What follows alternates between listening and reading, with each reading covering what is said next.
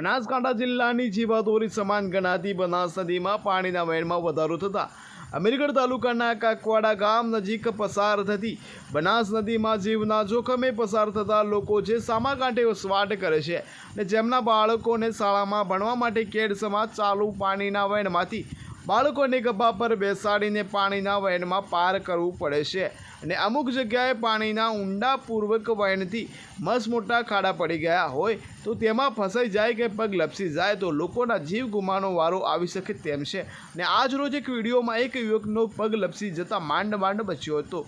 તો આ અમીરગઢ તાલુકાના કાકવાડા ગામની સમસ્યા છે।